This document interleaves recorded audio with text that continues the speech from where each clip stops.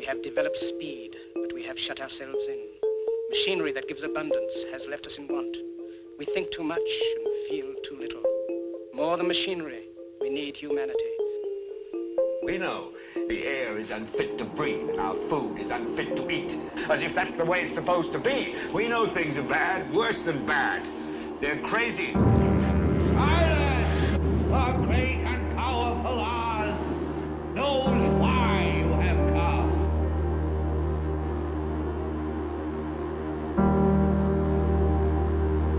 You've got to say, I'm a human being. God damn it. My life has value. You have meddled with the primal forces of nature. Don't give yourselves to brutes, men who despise you, enslave you, who regiment your lives, tell you what to do, what to think, or what to feel, who drill you, diet you, treat you like cattle, use you as cannon fodder. Don't give yourselves to these unnatural men with machine minds and machine hearts.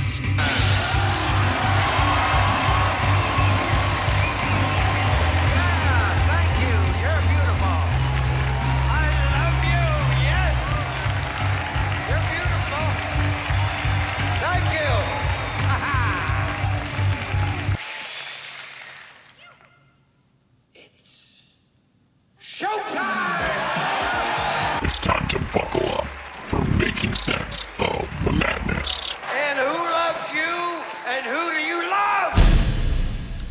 Hey everybody, Jason Bermas here. And I gotta tell you, I missed this one. Because it's been going on for a little over a few days now.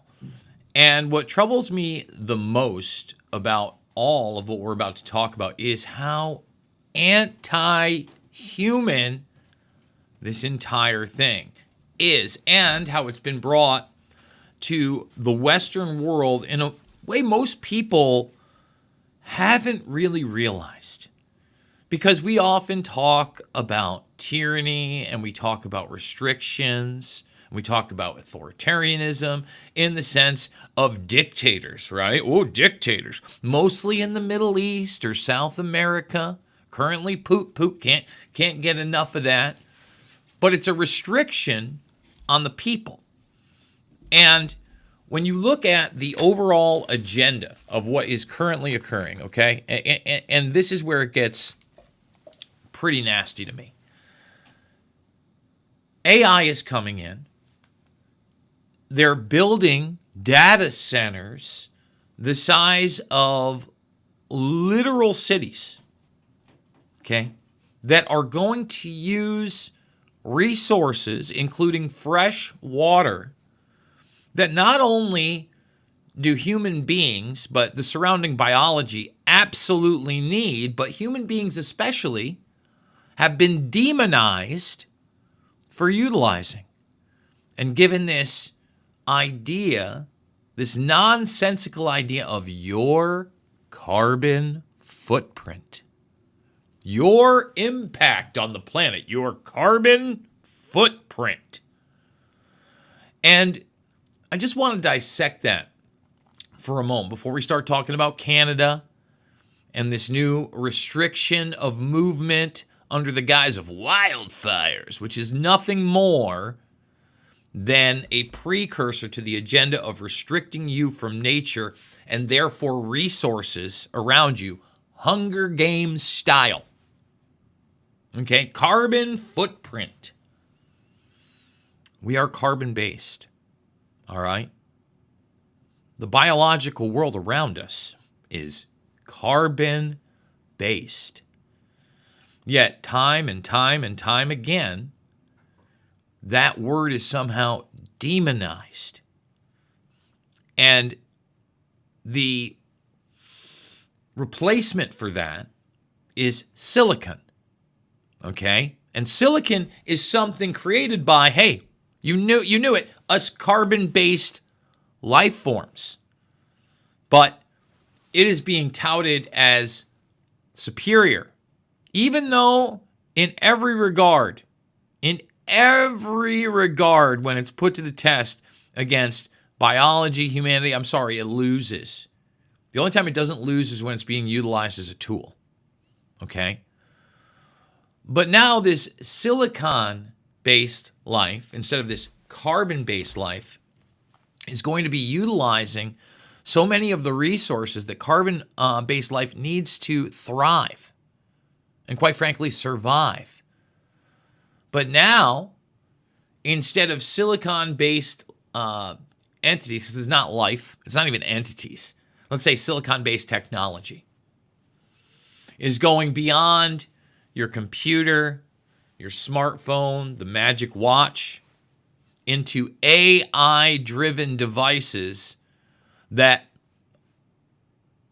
the powers that shouldn't be are going to try to mimic and are currently trying to mimic carbon-based the best they can.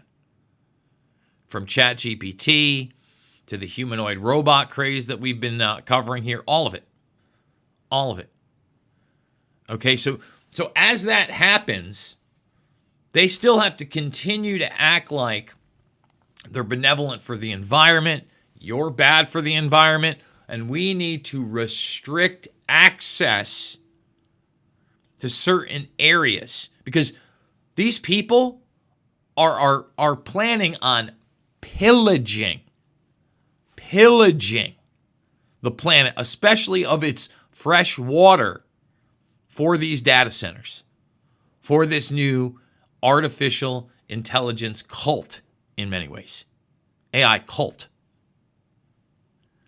And unfortunately, the general populace, not just the United States, are the ones that are going to suffer the most. Meanwhile, under the guise that, oh, look at all this cool new stuff we've got. That's AI and virtual reality based. And by then, they hope that so many people have bought into this and started merging with that technology, it's not that far off, that they can just bull rush it through into full-on transhumanism. And if you read what they say, post-humanism. Totally crazy.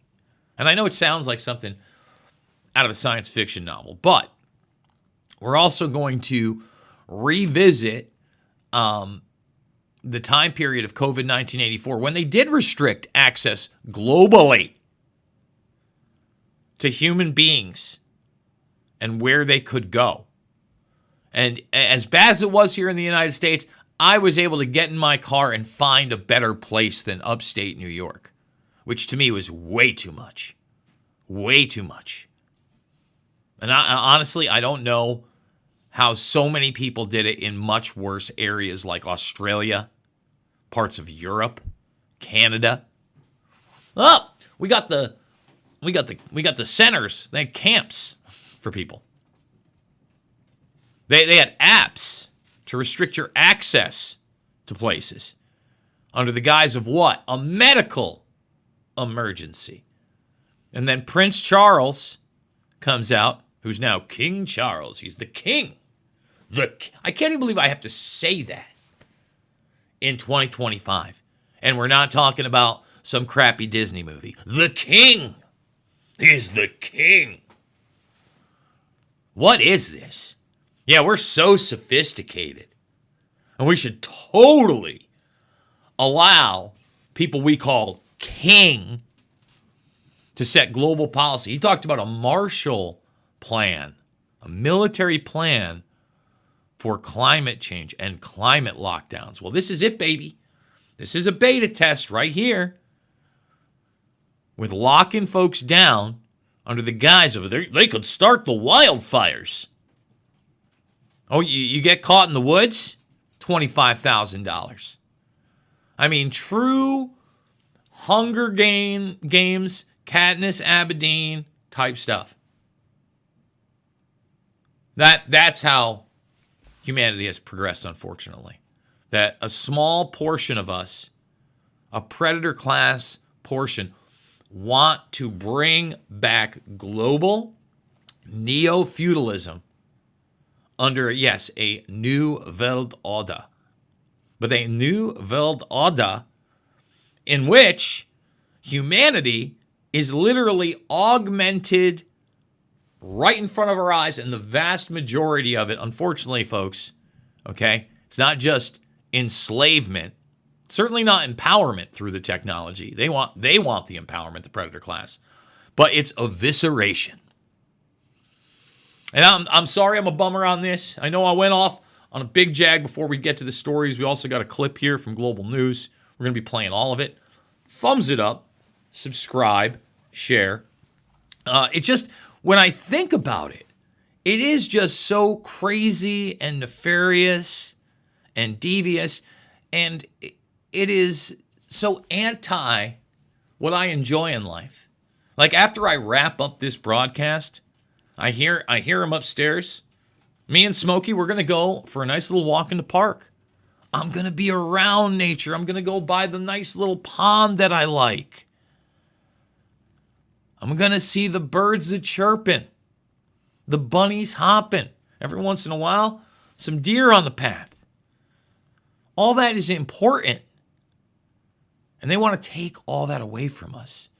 So we continue to lose who we are. I mean, biologically, who and what we actually are. All right. We're going to keep it moving. I do want to remind everybody, I cannot do it without you. Let me say it again. I can't do it without you. Please consider supporting the broadcast. I do want to thank everybody who has done that financially. $5, $10, $15 absolutely means the world to me. I wish I didn't have to go as hardcore as I currently am going with the donations. But frankly, I want to continue doing this. I hope you guys want me to continue doing this. So there are other links down below, including the PayPal. Please consider that donation and keeping this alive. And give me a follow over on X, where you will find a ton of stories that we not only cover here, but some of the ones that we don't end up covering here that we quickly get into at Jason Bermas, Bermas. Of course, check out all the documentary films. Let's get into it. Is Nova Scotia going too far by banning people from the woods during dry weather? Some think so. Yeah. And thank God there are still people that can think, because this is insane. Critics of drought-driven woods ban in Nova Scotia say it's an instance of government overreach. You better believe it is. Provincial officials say the ban, which came into effect Tuesday and prohibits hiking and camping in the forest, is necessary given hot, dry conditions throughout the province and the heightened risk of wildfires. I don't think it's reasonable to restrict people from going into the woods at all. I don't think that that it's reasonable to put a blanket ban on outdoor activity, especially activities that don't pose a fire risk. Correct, Amundo. You know, it's one of the thing for somebody to go outside and light up a cigarette and throw a butt on the ground. It's another thing for somebody to want to take a hike in the woods. Man, it's almost like she's saying common sense here. Stewart feels the ban on the Canadian Charter of Rights and Freedoms. Yeah, of course it violates it. She has started a public call to action to see what might be interested in supporting her and bringing the issue forward to initiate a charter challenge or constitutional question. Look, these people, and they're still under British rule. They're still under British rule. They've said it out loud. Old sausage fingers here.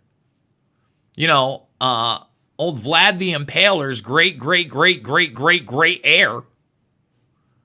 He wants neo-feudalism.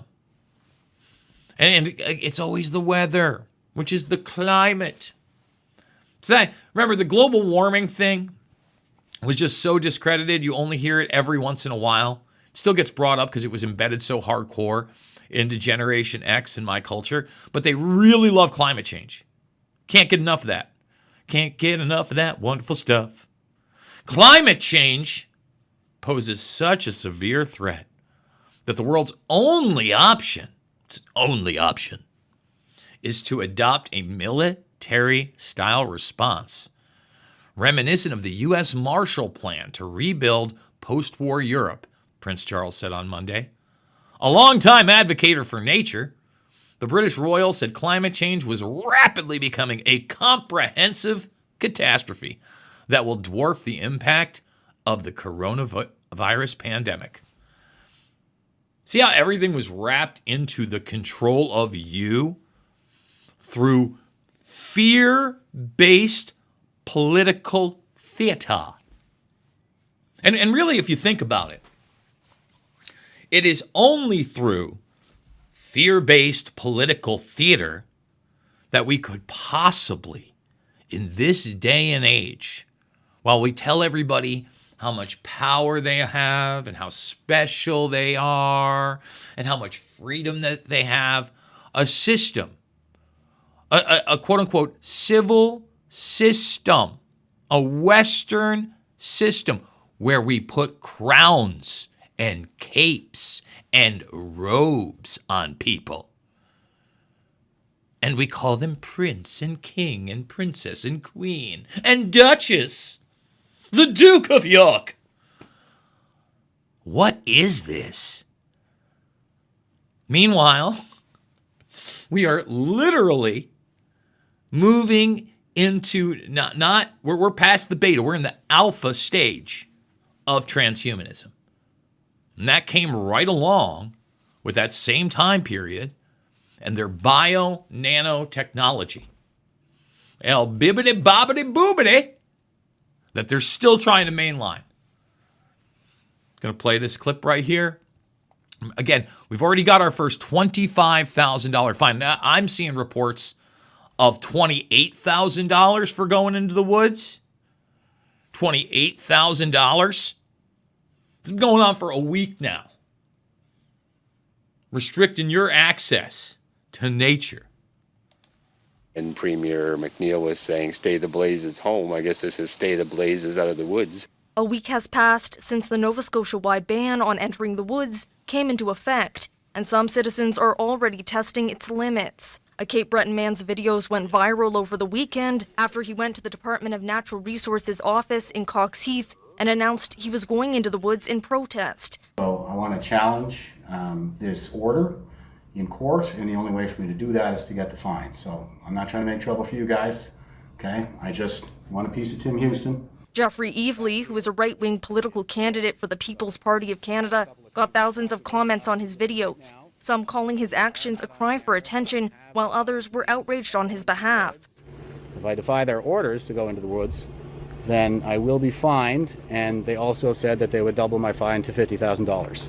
So I'm going to walk down here and go into these woods. He knows full well that this is a violation and in fact wants to be involved in a violation as a way of making a point. So he certainly removed some of his defenses. This comes after nonpartisan groups like the Ecology Action Centre and Dow Legal Aid released statements criticizing the ban last week. Evely tells Global News he too wanted to make his opinion known publicly. When we try to take these cases to court, especially around our charter rights and our human rights, there's a lot of bad precedent being set. And so I wanted to raise a lot of public awareness about this. He was handed the fine immediately upon exiting the wooded area, plus taxes. $28,870.50. Nova Scotia's Department of Natural Resources confirmed a man from the eastern region was fined, but would not confirm his identity, stating since the wildfire prevention measures were put in place, the Department of Natural Resources has issued 6 fines to folks violating those measures. My personal feeling is that the government would be able to uphold the law. So it's both a risk to him on a financial level and a risk to the general public for that kind of conduct to be widespread. See how calm he is? See how calm modern day tyranny comes in? It could be widespread. You notice the breeze blowing his hair, by the way? Let's just bring it back here. I mean, it's so dry and it's the wildfires. We're going to turn off the thing, but look at the nice little breeze he's enjoying. Just looks like a nice summer day to me. Can't go into your own woods? This, to me, of course, is unacceptable. It reeks of tyranny. And again, look how calm he is. And just take a look at this guy. He's not threatening. He's in a little gray shirt. He's just a retired old guy. Got himself a little hipster earring. Just doesn't doesn't want fires or people to be hurt.